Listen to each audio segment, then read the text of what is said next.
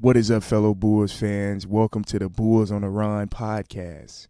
In today's video, we're going to talk about the Bulls offseason and what that means for next season. So we have about 2 months left or so of the offseason, but all of the major events has pretty much happened. But first, going into this offseason, first the Bulls started the offseason with the draft. We didn't hear as much news about the Bulls before the draft. But when the draft started, that's when the buzz started to pick up. We saw rumors about Kobe White being traded with the 18th pick to various different teams. We saw Rudy Gobert trades for the Bulls. We saw all these different rumors started to come out right before the draft. And as we know, we drafted Dalen Terry out of Arizona, the 6'7" guard. So with him coming in, a lot of Bulls fans had a lot of criticism about the pick, but most Bulls fans like me actually had a huge upside from that pick. We saw that Dalen Terry, when he came in, he's 6'7", he's versatile, he's athletic, he has some playmaking abilities, and also he has upside on the defensive end. You could play him from the 1 to the 3. So we saw that from that draft. Going into that, right after that, we saw him in the summer league come in and put up some big shots. He came in and he really was able to produce in the time that he had. The last 2 games of the summer league, he was able to put up that second to last game. He was able to put up about 14 points, but that very last game, he had about 20 points. So we saw that upside coming from him.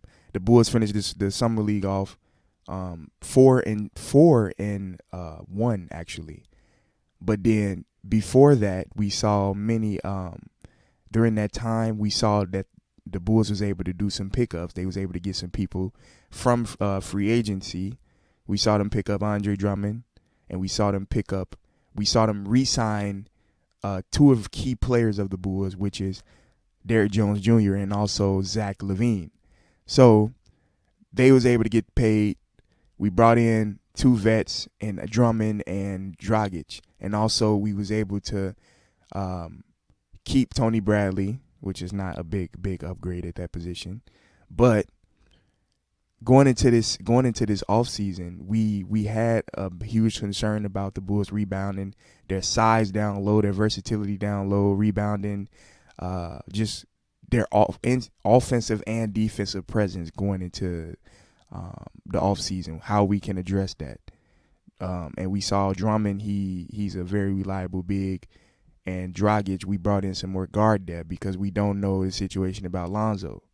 So the key part of this offseason that Bulls fans must pay attention to is really the development of Patrick Williams and Io over this offseason. That's really what we should look for coming into training camp, going into the preseason. What has these 2 players been doing this offseason? How has they shown that improvement? What can they do to better their game going into the next season? This is very crucial for the Bulls' success. Seeing how they are able to come in right off the jump with new players on the roster, with more veterans, more proven vets, Zach LaVine with his max contract. How can we see this team mesh going into next season? Because we pretty much kept that continuity that was preached throughout the offseason, beginning of the offseason. They was able to keep that core together, keep those players together, not trade Vucevic, not trade Kobe White. How can they come in and impact this team going into next season?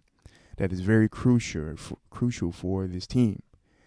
Now, I'll give another video going over where I think the Bulls rank among the Eastern Conference teams.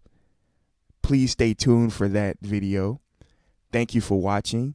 This has been Bulls on the Run podcast. Have a good day. Peace.